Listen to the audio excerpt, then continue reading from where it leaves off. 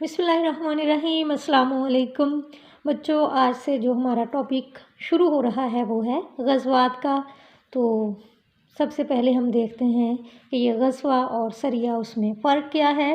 جس جنگ یا جنگی مہم میں رسول اللہ صلی اللہ علیہ وسلم نے بذات خود شرکت فرمائی اسے غزوہ، اور جس میں صرف آپ صلی اللہ علیہ وسلم کے صحابہ نے شرکت کی ہو اسے سریہ کہتے ہیں۔ تو جو پہلا ہے غزوہ وہ ہے غزوہ بدر۔ تو دیکھتے ہیں کہ غزوہ بدر کے اسباب جو ہیں وہ کیا ہیں۔ جمعہ 17 رمضان المبارک 2 ہجری کو مدینہ منورہ سے 80 میل دور بدر کے میدان میں حق و باطل کی پہلی باقاعدہ جنگ ہوئی۔ تو اس کے جو نمایاں اسباب ہیں، وجوہات ہیں، وہ ہم نے دیکھنی ہے۔ سب سے پہلے ہے کفار کی جو ہے وہ دشمنی۔ مسلمان جب مکہ سے ہجرت کر کے مدینہ چلے گئے تو کفار مکہ نے انہیں گرفتار کرنے اور سزا دینے کی کوشش کی، لیکن وہ جو ہے وہ اپنے ناپاک منصوبوں میں کامیاب نہ ہو سکے۔ تو کفار مکہ مسلمانوں کے آرام سے مدینہ پہ رہنے پہ خوش نہ تھے، اور وہ اسلام کی شعاعوں کو بجھانے کے لیے ہر ممکن کوشش کر رہے تھے۔ پھر نبی صلی اللہ علیہ وسلم کے قتل کے منصوبہ میں ناکامی۔ ہجرت کے موقع پر جو ہے قریش مکہ نے رسول اللہ صلی اللہ علیہ وسلم کے نعوذ باللہ قتل کا منصوبہ بنایا، لیکن اللہ کے رسول صلی اللہ علیہ وسلم جو ہے صحیح سلامت مدینہ پہنچ گئے۔ اس سے جو ہے ان کی آتش انتقام اور بھڑک اٹھی، اور انہوں نے اسلام کے وجود کو صفحہ ہستی سے مٹانے کے لیے مسلمانوں سے ایک فیصلہ کن جنگ کا ارادہ کر لیا۔ ہجرت کے فوراً بعد، یعنی جب مکہ سے مدینہ ہجرت کی مسلمانوں نے، تو ہجرت کے فوراً بعد جو ہے قریش نے رئیس المنافقین، یعنی جو منافقین کا سردار تھا عبداللہ بن ابی، اس کو پیغام بھیجا کہ تم نے جو ہے ہمارے آدمیوں کو پناہ دی ہے، ان کو قتل کر دو یا اپنے شہر سے نکال دو، ورنہ ہم قسم کھاتے ہیں کہ تم پر حملہ کر کے تمہارے مردوں کو جو ہے وہ قتل کر دیں گے۔ پھر انصار کو جو ہے اس معاملہ سے علیحدہ کرنے کی کوشش، منافقین اور یہود سے جو ہے ساز باز کرنے کے بعد قریش نے، انصارہ نے مدینہ کو خط لکھا کہ تم نے ہمارے آدمیوں کو پناہ دی ہے اور ہمارے مقابلے میں جو ہے وہ ان کی مدد کی ہے۔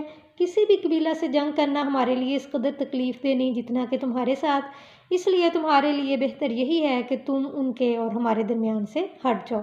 پھر اس کے بعد انہوں نے مہاجرین کو بھی دھمکی دی، یعنی جو مکہ سے ہجرت کر کے مدینہ چلے گئے تھے مسلمان، ان کو انہوں نے دھمکی دی۔ اس نے جو ہے رسول اللہ صلی اللہ علیہ وسلم اور مہاجرین کو کہلا بھیجا کہ یہاں پہنچ کر تم مغرور نہ ہو جاؤ، ہم لشکر جرار لے کر، یعنی بہت بڑا لشکر لے کر آئیں گے اور تمہیں جو ہے وہ تباہ کر کے رکھ دیں گے۔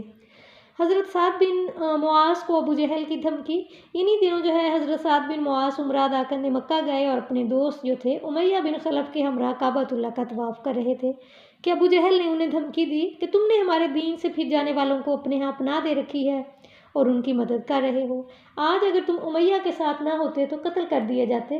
حضرت سعد نے جواب دیا کہ اگر تم نے ہمیں زیارت کعبہ سے روکا تو ہم جو ہے وہ شاہراہ تجارت تم پر بند کر دیں گے۔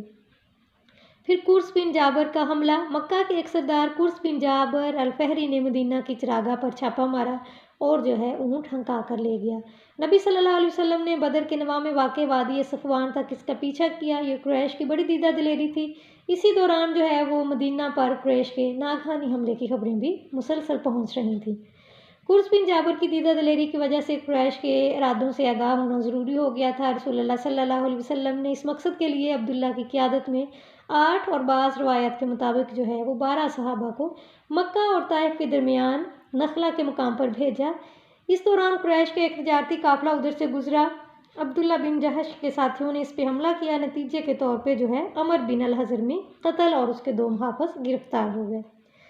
ابن خلدون اور ابن کثیر کا بیان ہے کہ عمر بن الحضرمی کا قتل ہی جو ہے وہ دراصل واقعہ بدر کا سبب بنا۔ پھر فوری وجہ اس کی ابو سفیان کا تجارتی قافلہ بھی تھا۔ قریش کا ایک تجارتی قافلہ ابو سفیان کی سرکردگی میں شام سے تجارتی مال لے کر واپس آ رہا تھا۔ تو ابو سفیان کو کسی ذریعہ سے خبر مل گئی کہ مسلمان اس قافلے کو لوٹنے کی تیاری کر رہے ہیں۔ اس نے جو ہے ایک تیز رفتار قاصد کے ذریعے جو ہے ابو جہل سے مدد مانگی اور قریش مکہ جو ہے وہ مدینہ پہ حملے کے لیے چل پڑے۔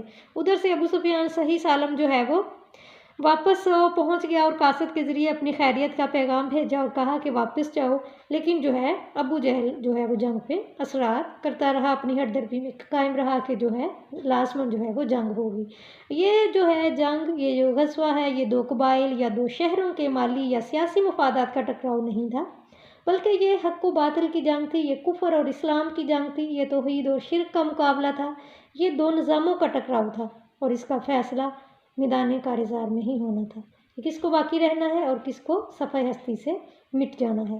یہ تھی بنیادی اسباب وجوہات جو کہ غزوہ بدر کا سبب بنی۔ اللہ حافظ۔